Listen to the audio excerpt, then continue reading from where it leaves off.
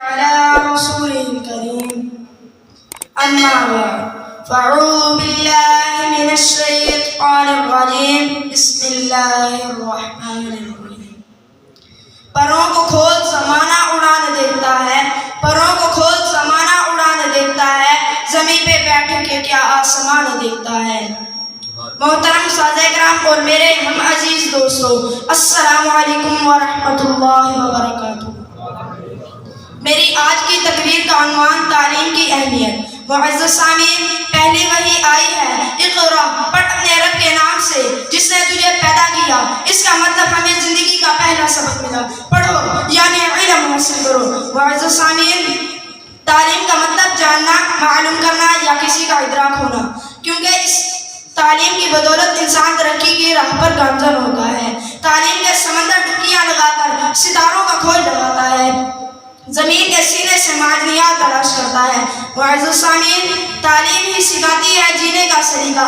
تو پھر ہمارے پیارے نبی حضرت محمد صلی اللہ علیہ وآلہ وسلم نے فرمایا، ماں کی گود سے لے کر گود تک علم حاصل کرو۔